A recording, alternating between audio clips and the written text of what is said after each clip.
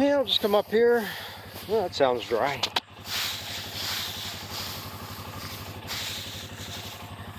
It's dry on top, so the dew's gone.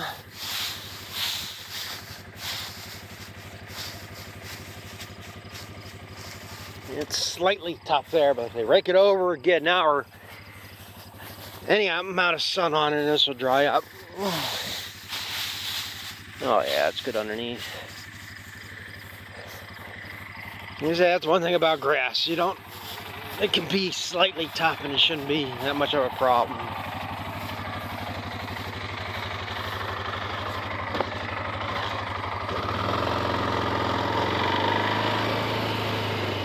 Yeah, if I get, should be around 30 bale here.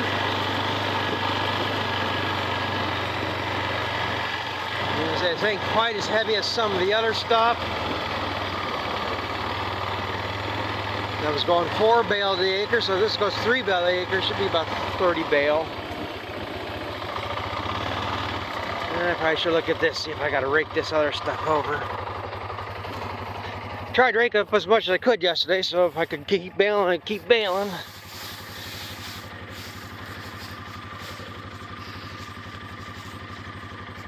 Yeah, I might have to rake that over. I don't think. Yeah, this shouldn't be a problem.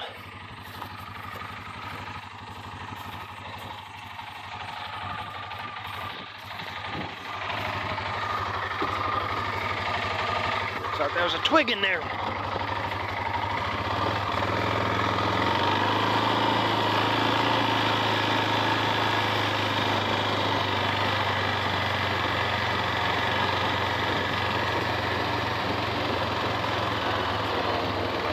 This all should go good, no problem today. Rain on the radar when I woke up. I don't know how I did this. However I baled this, I pretty much got everything in one area. Normally it's scattered across the whole field, and you can almost guarantee you're going to have a bale at the farthest point possible, regardless of what you do. And the rotation I went around here yesterday basically dropped all the bales right down here, right in the same spot. And my counter is right, because I counted these up. There's 22 bale here plus the one, well, there's 21 here, and 22 made the one I took up in the baler last night. So there's 22 bales off this piece. The counter said there's 40 up there.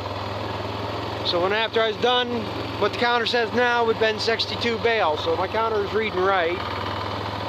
I just don't remember what it was when I started sometimes, so I don't know exactly how many bales I got, but so what I have there before. 170 some, 180 bale. So I'm over 240 second crop bales. Like 140 first crop, and like I said, probably 30 to 40 up there. I like to see 40, but if it's less than 40, I'll be happy because I don't have enough twine. And then I got that 8 acres, probably another 20 bale. Now I'll be the last of the good hay. Anything else I got is pretty much going to lay on the ground right now until if I get any third cutting. I'll probably clip that square off from my relatives again here while I'm at it and make it look a little nicer. But I'm going up, get the rake, and get that in the windrow.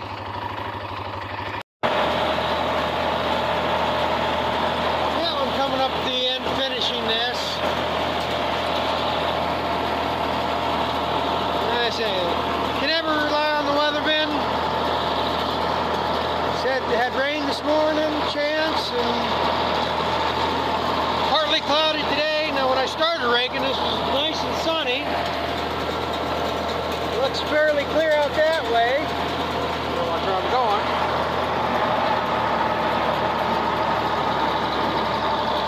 But over here, fairly cloudy.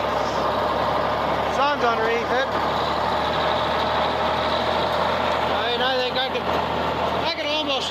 start baling this. Which, probably going to give it at least an hour. I'd like to see the sun come out again a little bit on it. Vast majority of this, yeah, this is probably bale right now. Kind of want to wait a little bit, like I say, right along these tree lines. They're not really getting any sun until about after 4 o'clock, almost 5 o'clock.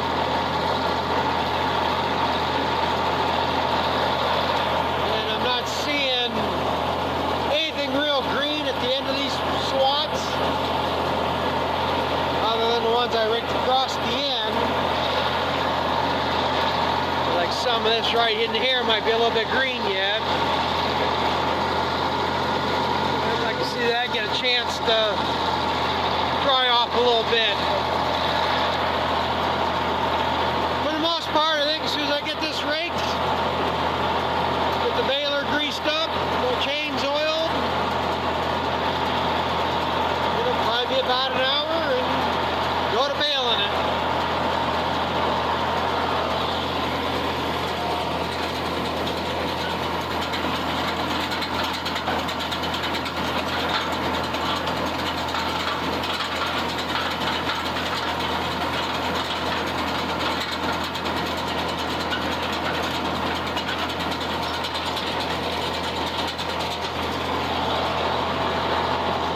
Forgot I do have another place to stack some hay right away. The piles I got up there, the one pile I can fit another 15 bales in that. So by the time I get done, I could have just about all of it under cover. See, if it doesn't rain tomorrow, I'll get it all under cover before it gets rained on.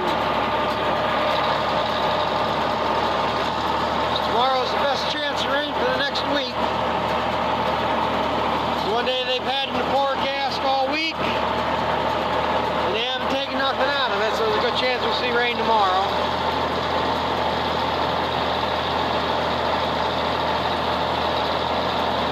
But we'll worry about it when it's then. Say, I'm going to finish this up, get ready to bale it. Well, I guess I got this ready to go to the field. I just got to oil the chains up. Simple. Not much to this baler to grease. We got 2 grease fittings there. Right there. Got one down there on the pickup head. Got this one here and the bearing that I had to replace last year. And then you got one on each U-joint, and I just noticed in here, hopefully get through this year, but I think I might have to put a U-joint in that next year. Or if I hit a wad of hay, it might go out, but that's got some play in it. This one, not as much, but it's got play too. And then other than jack, but don't need to grease that every time. The thing is, like I said, now I just gotta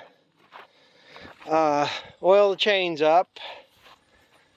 Got a gallon of oil there and just dump it on them. I'm running, and it ain't that much. It's that chain, each side of the main apron chain, and there's a chain down there for the pickup drive, and then there's that chain there. You can get through that other cover. So you got comes with the PTO through the gearbox, through this chain, which turns the main apron, which drives that chain on that side, that drives the drum, which runs this chain here, that runs your pickup. So, simple system. And I did one little quick maintenance, or fix it here.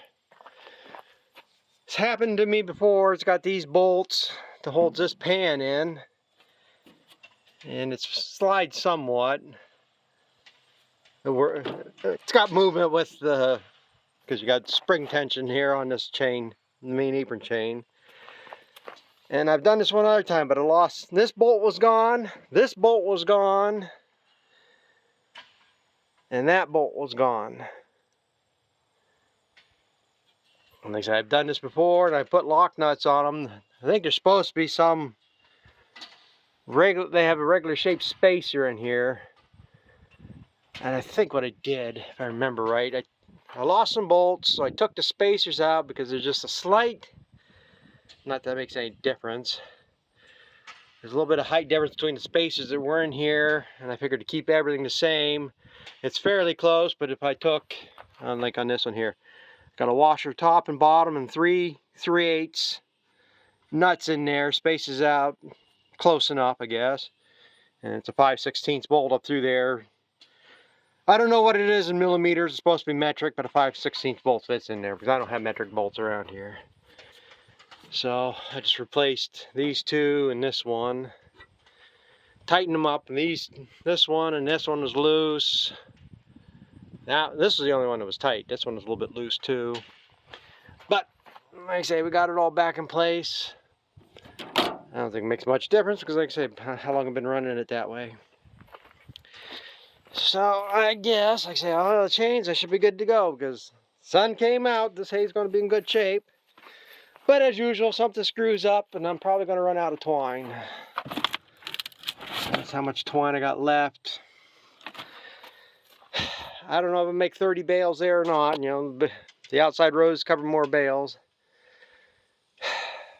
That's probably what it's going to be, about 3/4 of them. What I'm going to do, though, I'm going to move my twine over to this pulley.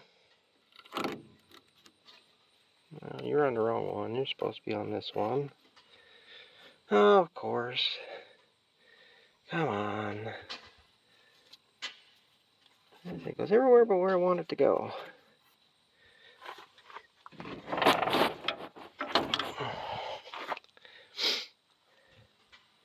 It's in the right spots, ain't it?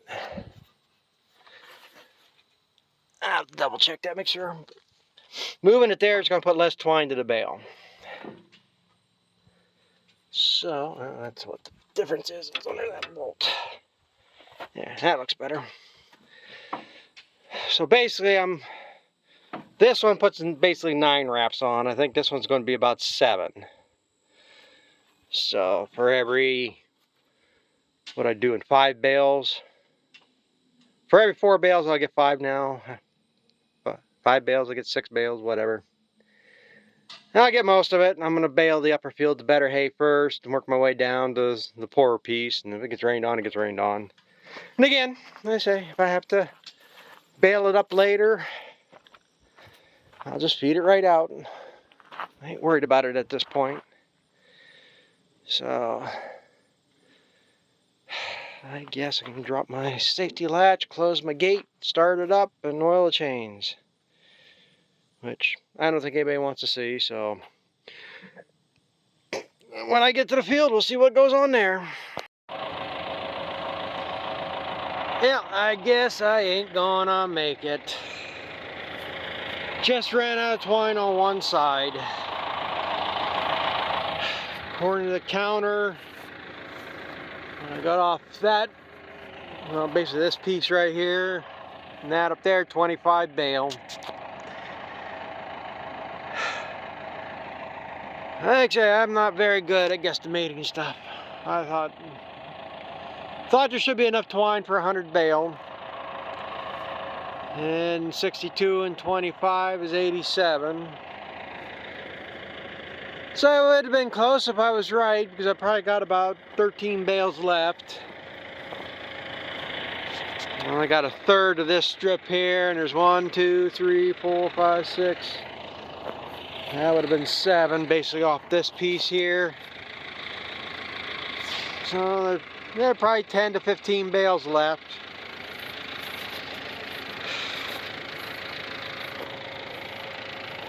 I don't know what the hell to do. One neighbor down there, he might have a bale of twine there, I don't know. They used to twine, but the baler they got now is net. I don't know if he's got twine on it too, but it's possible they have a bale of twine sitting there. I only got enough on what's left in the baler. I don't even know if it will tie one side.